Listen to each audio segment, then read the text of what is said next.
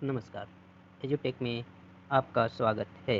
आज एजुटेक प्रस्तुत करता है पृथ्वी का आकार और माप का भाग 2। इसके अंतर्गत प्रमुख विषय पृथ्वी का आकार संबंधी परिकल्पनाएं और पृथ्वी के आकार से जुड़े हुए सिद्धांत हैं। आप इस चैनल को सब्सक्राइब कीजिए, शेयर कीजिए और लाइक कीजिए। एजुटेक के साथ आगे बढ़ते हैं। पृथ्वी के आकार संबंधी परिकल्पनाएं। तो सबसे पहले परिकल्पना इसके में शामिल है गोलाकार पृथ्वी की परिकल्पना। यह सर्वाधिक स्वीकृत परिकल्पना है। इसके अनुसार पृथ्वी आकार में लगभग गोलाकार है। इस विचार को विभिन्न अवलोकनों के द्वारा समर्थित किया गया है, जिसमें विभिन्न तरीकों से इसे प्रमाणित करने का प्रयास किया गया, जिसके अंतर्गत क्षितिज पर जहाज़ों के गायब होने का तरीका और चंद्र ग्रहण के दौरान चंद्रमा पर पृथ्वी की छाया की वक्रता शामिल है। दूसरी परिकल्पना है ऑब्लेट गोलाकार परिकल्पना। पृथ्वी को अक्सर एक पूर्ण गोले के रूप में वर्णित किया जाता है, किंतु वास्तव में यह ध्रुवों पर थोड़ा चपटी है और भूमध्य रेखा पर उभरी हुई है। ऐसा क्यों है? क्योंकि हमारी पृथ्वी घूर्णन करती है और घूर्णन के कारण क्या होता है कि जो बीच का भाग है उसमें बाहर की ओर बल लगता है और ध्रुवीय क्षेत्र पर जहाँ जिस अक्ष के सहारे घूर्णन करती है उस पर अंदर की ओर बल लगता है। इससे चपटापन ध्रुवों पर और भूमध्य रेखा पर उभार मिल जाता है, इसलिए इसे चपटा गोलाकार भी कहा जाता है। तीसरी परिकल्पना है जियोइड परिकल्पना।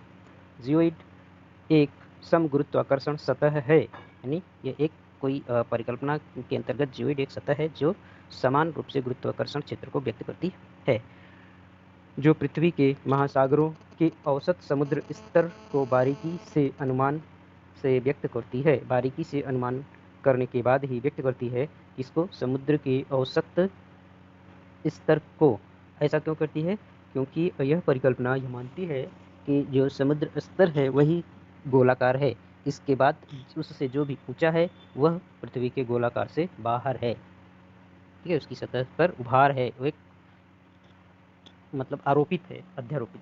ठीक है, यह परिकल्पना गुरुत्वाकर्षण खिंचाव और पृथ्वी द्रव्यमान का असमान वितरण के कारण पृथ्वी के आकार को गोलाकार की अपेक्षा अधिक अनियमित मानती है। इसमें कई बातें एक साथ कह दी गई है। तो सबसे पहले जो यह परिकल्पना है वह गुरुत्वाकर्षण खिंचाव। अब गुरुत्वाकर्षण खिंचाव क्या होता है? पृथ्वी सभी वस्तुओं को अपने केंद्र की ओर खींचती है और यह सभी जगह बराबर होती है। ठीक, यह माना गया। और फिर पृथ्वी का द्रव्यमान, जो पृथ्वी का जो द्रव्यमान है वह समान रूप से हर जगह वितरित नहीं है, यानी एक समान वितरण उसका नहीं है। कहीं पर द्रव्यमान ज़्यादा है, कहीं पर कम है। अब इसी के कारण क्या होता है, पृथ्वी का जो आकार बना है वह इन दोनों के संतुलन के कारण से ही बनेगा। अब इन दोनों में संतुलन नहीं को स्थापित करने के कारण से वह क्या हुआ, अनियमित हो गया, गोलाकार की अपेक्षा अधिक अनियमित हो गया। कहीं पर ऊंचा है तो कहीं पर गर्त है। इस तरीके से यह आकार, यह जियोइड परिकल्पना हमें बताती है पृथ्वी के आकार के बारे में। परिणाम स्वरूप यह एक ऐसी सतह को प्रस्तुत करती है, यानी कि जियोइड का सिद्धांत ऐसी सतह को व्यक्त करता है जो पूर्ण गोला या गोलाकार नहीं है। आगे बढ़ते हैं। तो अगली परिकल्पना के अंतर्गत चपटी पृथ्वी की परिकल्पना आती है। तो चपटी पृथ्वी की परिकल्पना यह एक पुरानी परिकल्पना है जो यह मानती है कि पृथ्वी गोलाकार नहीं है बल्कि एक तस्तरी की तरह चपटी है। अब वर्तमान में इसे अमान्य कर दिया गया है, क्योंकि पृथ्वी की वक्रता का अवलोकन उपग्रह चित्रण और अंतरिक्ष अन्वेषण के द्वारा किया गया है। एक अगली परिकल्पना के बारे में यह कहा जाता है कि यह एक कल्पना मात्र है, क्योंकि यह पृथ्वी की को खोखला मानता है, यानी पृथ्वी अंदर से खोखली है। और इससे यह मानता है कि यह परिकल्पना मानती है कि इसके ध्रुवीय क्षेत्र में खुले हुए छिद्र हैं और इसी छिद्रों के साथ में आंतरिक भाग भी पूरी तरीके से खोखला है।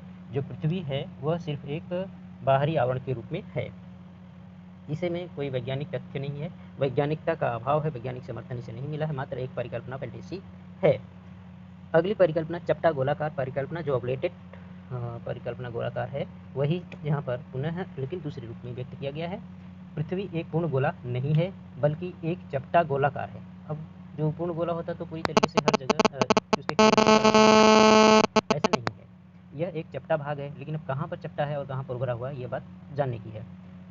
अब क्या करती है हमारी पृथ्वी, घूर्णन करती है। घूर्णन करने के कारण से किसी एक अक्ष के सहारे वो घूमती है। तो अब जैसे जैसे हम उसके मध्यवर्ती क्षेत्र में जाते हैं तो उसमें घूर्णन अक्ष की दूरी क्या होती जाती है, बढ़ती जाती है। और जो ध्रुवीय क्षेत्र हैं वह तो अक्ष के पास में ही है। तो क्या होता है कि जो अक्ष के पास स्थित ध्रुवीय क्षेत्र है उन पर क्या होता है, अंदर की ओर बल लगता है, एक दबाव महसूस होता है। और जबकि विषुवतीय क्षेत्र में क्या होता है, उभार यानी बाहर फेंकता है, वो बाहर की ओर धक्का लगाता है। तो इस तरीके से इन दोनों प्रभावों के कारण से पृथ्वी का ध्रुवीय क्षेत्र चपटा हो जाता है और विषुवतीय क्षेत्र उभर जाता है। यह परिकल्पना पूरी तरीके से माप और गणना पर आधारित है, जो कि गुरुत्वाकर्षण खिंचाव और पृथ्वी के भूमध्यरेखीय उभार में भिन्नता दिखाती है। यानी परिकल्पना यह अनुमानित नहीं है बल्कि गणना की हुई है, और इसके माध्यम से यह पता चलता है कि जो गुरुत्वाकर्षण का खिंचाव है ना, खिंचाव कहाँ महसूस हुआ, हर जगह महसूस हुआ बराबर, लेकिन ध्रुवों पर एक गति के कारण से भी खिंचाव उत्पन्न हुआ और भूमध्यरेखीय क्षेत्र पर उभार, दोनों की भिन्नता को यह व्यक्त करता है। आगे बढ़ते हैं, आगे बढ़ते पर देखते हैं कि अब क्या है पृथ्वी के आकार संबंधी सिद्धांत। यानी अब हम जानेंगे पृथ्वी के इस आकार के संबंध में कौन कौन से प्रमुख सिद्धांत सामने आए हैं। गोलीयता का सिद्धांत। गोलीयता का सिद्धांत यह कहता है कि पृथ्वी एक चपटी गोलाकार है। यह पहले से ही मान्यता है कि यह पृथ्वी एक गोलाकार तो है लेकिन चपटा गोलाकार है, अर्थात इसका अधिकतर गोलाकार है। यानी चपटा गोलाकार का थोड़ा सा भाग चपटा है और पूरी तरीके से यह गोल है, यह मानता है। लेकिन ध्रुवों पर थोड़ा चपटा है और भूमध्य रेखीय क्षेत्र पर उभरा हुआ है। अब यही है कि अधिकतर गोला है तो कहाँ पर है पूरा, अगर हम एक इसके केंद्र पर एक पूर्ण सर्किल खींचते हैं तो हमें पता चलता है कि इसका जो विषुवतीय क्षेत्र है, भूमध्य रेखीय क्षेत्र है, जितना उभर गया है और ध्रुवीय क्षेत्र है वो चिपटा हो गया है। अब यह आकार गुरुत्वाकर्षण बल और पृथ्वी के घूर्णन के बीच संतुलन के परिणाम स्वरूप उत्पन्न होता है। ऐसा क्यों हुआ, एक तो गुरुत्वाकर्षण बल सब जगह बराबर लगा, फिर जो पृथ्वी घूर्णन कर रही है तो घूर्णन के कारण अभी पीछे स्पष्ट किया गया कि अक्ष पर एक अतिरिक्त फोर्स काम करता है अंदर की ओर, बल और विषुवत रेखा पर बाहर की ओर काम करता है, जिसके कारण से यह रूप उत्पन्न हो जाता है। केंद्रा प्रसारी बल जिसे कहा जाता है, बाहर की ओर लगने वाले बल को केंद्रा प्रसारी और अंदर की ओर केंद्रा अपसारी को केंद्र अभिसारी बल होता है। ठीक, तो केंद्र प्रसारी भूमध्य रेखा के क्षेत्र को उभारने का कारण बनता है। आगे है गुरुत्वाकर्षण का सिद्धांत। गुरुत्वाकर्षण द्वारा पृथ्वी वस्तुओं को केंद्र की ओर खींचती है, परिणाम स्वरूप अपना गोल आकार प्राप्त करती है। जब सारी चीज़ों को ये खींच लेती है तो एक निश्चित बिंदु के चारों ओर सभी कुछ इकट्ठा हो जाता है। तो जब एक निश्चित बिंदु के चारों ओर इकट्ठा हो जाएगा, गुरुत्वाकर्षण समान रूप से लग रहा है तो उसका आकार गोलाकार हो जाता है। वस्तुएं सामान्य रूप से गोल आकार में व्यवस्थित होती हैं, तो में गोल आकार में व्यवस्थित होती है क्योंकि गोला गुरुत्वाकर्षण के प्रभाव में सबसे सघन और स्थिर रूप होता है। अब एक बूंद होती है तो बूंद हम गिराते हैं तो उसे लंबा गिरना चाहिए गुरुत्वाकर्षण के बल के कारण से खींचते हुए, किंतु वो क्या करता है, वह अपने आकार को कैसे करता है, गोलाकार ले लेता है, यानी पूरी तरीके से गोला हो जाता है। वह ससंजक बल के कारण से हो जाता है, वो अलग चीज़ है, हम फिजिक्स का नियम होता है ससंजन। तो क्यों, उसका स्वभाव हुआ क्या हुआ कि वह सारी चीज अपने को गोले के आकार में व्यवस्थित कर लेती है। ये कि यह सबसे अधिक सघन और स्थिर रूप होता है, किसके प्रभाव में होगा, गुरुत्वाकर्षण बल के प्रभाव में। आगे है चपटापन। पृथ्वी का चपटापन से संबंधित सिद्धांत यह है कि पृथ्वी के घूर्णन से इसके ध्रुवों पर चपटापन उत्पन्न हो जाता है। तो किसके कारण से चपटापन उत्पन्न हुआ, घूर्णन के कारण से, अर्थात इसके परिणाम स्वरूप क्या हुआ, भूमध्यरेखीय त्रिज्या, पृथ्वी की भूमध्यरेखीय त्रिज्या इसकी ध्रुवीय त्रिज्या से थोड़ी अधिक लंबी हो जाती है। इसे ध्रुवीय या इसे विषुवतीय उभार के नाम से भी जाना जाता है। जो चपटापन का सिद्धांत है इसे विषुवतीय उभार के नाम से भी जाना जाता है। और आखिरी सिद्धांत है जियोइड का सिद्धांत। जो पृथ्वी आज हम स्वीकार करते हैं कि पृथ्वी का आकार कैसा है, तो जियोइड के आकार में मानते हैं, तो उसका यह सिद्धांत है कि पृथ्वी का जो आकार इसके गुरुत्वाकर्षण क्षेत्र में अनियमितताओं और इसकी संरचना में भिन्नता के कारण है। ठीक है, अब क्या है, गुरुत्वाकर्षण क्षेत्र में अनियमितता, गुरुत्वाकर्षण क्षेत्र में कैसे अनियमितता हो गई, ये अधिक बात है। अब जल पर गुरुत्वाकर्षण बल समान लगेगा, गुरुत्वाकर्षण बल सभी पर समान लगता है, हवा पर भी, जल पर भी, ठोस पर भी।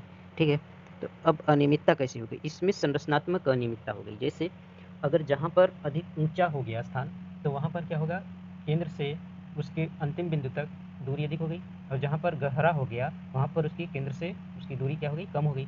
तो ये प्रभाव अगर विभव को देखा जाए, एक समान खींचा जाए तो दो रेखाएं प्राप्त होगी। जो नीचे वाली क्षेत्र का है गुरुत्वाकर्षण वो नीचे होगा और जो ऊपर वाले का है ऊपर, तो ये क्या हो गया, यह एक अनियमितता व्याप्त हो जाती है किसमें, गुरुत्वाकर्षण क्षेत्र में, फिर संरचनात्मक भिन्नता के कारण। एक आदर्श आकार नहीं है, यानी पृथ्वी का जो आकार है वह कैसा हुआ, गुरुत्वाकर्षण क्षेत्र की अनियमितता जो हुई उसके कारण से एक आदर्श गोलाकार नहीं है।